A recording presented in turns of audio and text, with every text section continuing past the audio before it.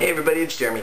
I have decided that instead of just doing a full review of Fantasy DX, I'm going to do segments as each part is coming out because UFA is taking down everything as it's going up. So I've kind of just been rushing to download stuff as soon as it comes out so then I can have clips to show you guys.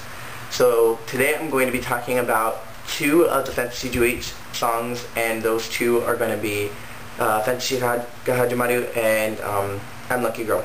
So Fantasy ga Hajimaru, I want to go off of a few things first. First off, the dance. The dance I was not too impressed with. I feel like a lot of it was kind of rip-offs from I'm Lucky Girl, as well as some other dances that Morning Musume has done. I didn't really feel like it was too original. There were some parts that I liked, but I think the dance just in general was not everything I was hoping it would be.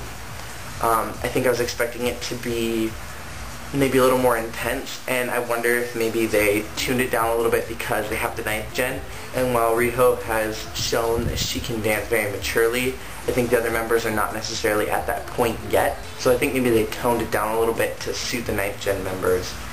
The outfits, I liked that they were in the Majideskaska outfits, and I think it worked with the context of the song.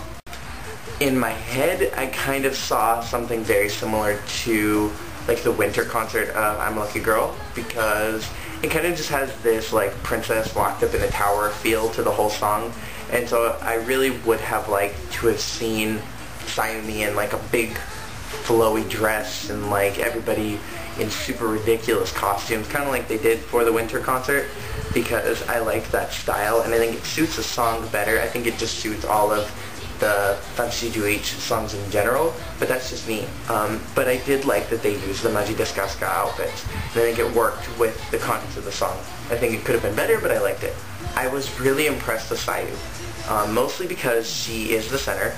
She is the main vocalist in this song, and I've expressed my like for this song in past reviews, kind of. I've talked about it. I like that Sayu got a lead in a song, and I think her vocal range, while she is auto-tuned, I think it was suitable for the song and for the rhythm and for the tone. I think it worked really well. I like that she got to lead.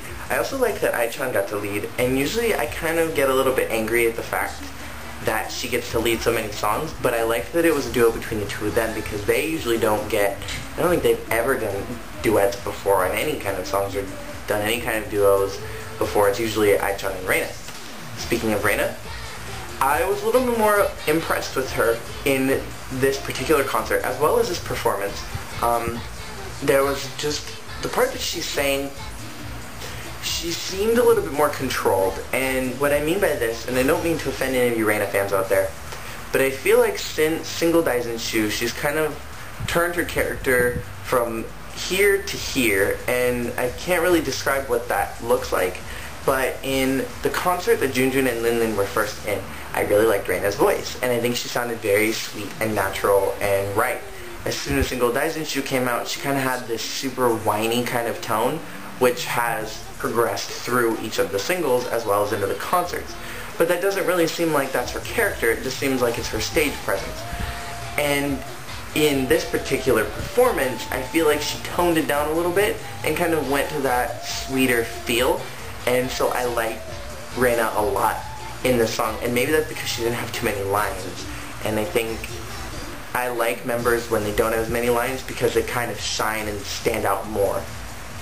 Nigaki, I'm already biased towards her, but I just want to say that she stood out awkwardly, and honestly the most she stood out, and she didn't even really have that many lines. Like maybe she only had one or two, but just her presence on stage was just radiant, and I think that's something that she has lacked in concerts. Usually she's the one that's pumping up the crowds and doing all the chanting, but she doesn't really have a presence about her like Ai-chan has, and I'm wondering if maybe that's coming out because she's going to be the new leader, and so she's letting that character come out of her, that leader character come out of her, rather than like a supportive mother character is what some people have called her on Hello Online. Aika, she didn't really stand out, particularly in Fantasy ga Hajimaru, and that may be just because of her line distribution, but I think she just didn't really stand out too much. The 9th gen I really liked here. especially Eripon, which I was surprised because when I first saw her in Maji desu Kasuka, as well as some of the other interviews that I've seen her in, she kind of has a super flat face. Not flat, that's not the word I'm looking for. Very languid, I guess is the word, where she seemed a little bit expressionless, and I think that was just because of the fact that she was super nervous to be a part of this group and this big thing that is Morning Musume. And I think in this particular performance, Fantastica Hajimaru, her smile was just gigantic. I think she just radiated, which was something that I was not expecting from her, especially from her, because Kanan has such a gigantic smile. She has such a presence about her. Riho's she's working her way there. Fukumura, she was an egg before, so she already has a stage presence. But I was really doubtful that Eripon would actually be able to have stage presence. And she did, which was really impressive. Okay, number 2, I'm a Lucky Girl. Now, I love this song, and I fell in love with it in the winter tour. And I think in this particular tour, in this performance, I was not as impressed. And when I heard the opening night version of this song, I thought, it's okay. I mean, like, it was better the first time I heard it. And now that I've heard it again in the actual DVD version, I kind of feel the same. Is that I don't like the outfits. I liked how they were in the winter concert. The dance, it seemed slower to me. I feel like the energy level just wasn't there for most of the members.